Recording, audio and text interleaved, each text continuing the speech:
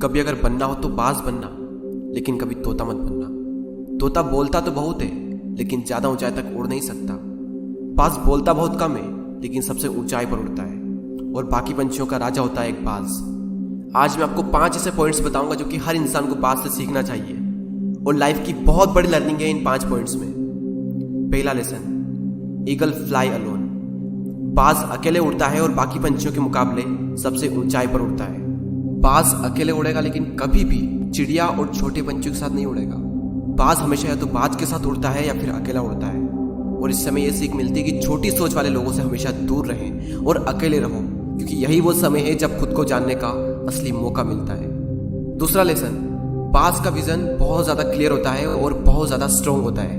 बाज अपने शिकार को 5 किलोमीटर दूर से ही देख लेता है और जब एक बार उसे अपना लक्ष्य दिख जाता है तो उसके बाद चाहे रास्ते में कितनी भी मुश्किलें क्यों ना आए, वो अपने लक्ष्य को हासिल करके ही दम लेता है। इससे भी एक बहुत बड़ी सीख मिलती है कि अपना विजन क्लियर रखो और उसे हासिल करने में फिर चाहे कितनी भी मुश्किलें क्यों ना आए, पीछे मत हटो उस बाज की तरह। तीसरा लेसन, बाज कभी भी मरे हुए जानवरों को नहीं खाता, वो हमेशा जिंदा शिकार करता है। और इससे हमें यह सीख मिलती है कि जो हमारा पास्ट है वो मर चुका है, तो अपने उन मरे हुए सड़े हुए थॉट्स पर ध्यान मत दो और अपनी आने वाली ताजी फ्रेश जिंदगी पर ध्यान लगाओ।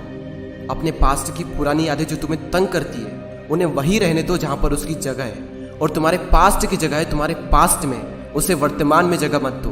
क्योंकि एक बार अगर तुम्हारा पास्ट तुम्हारे प्रेजेंट में आ गया तो तुम्हारा पास्ट तुम्हें कभी प्रेजेंट में नहीं रहने देगा। पास्ट में तुम्हारे साथ कितना भी बुरा क्यों ना हुआ हो, वो सब यादें, वो सब थॉट्स मर चुके हैं, और उस बाज की तरह बनो जो कभी भी मरी हुई चीजों को नहीं खाता। चौथा लेसन, जब आंधी तूफान आते हैं तो बाज बहुत ज्यादा एक्साइटेड हो जाता है।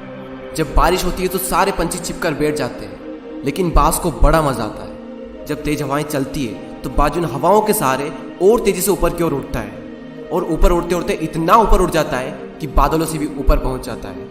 और इससे भी एक बहुत बड़ी सीख मिलती है कि मुसीबत में मजा ढूंढो।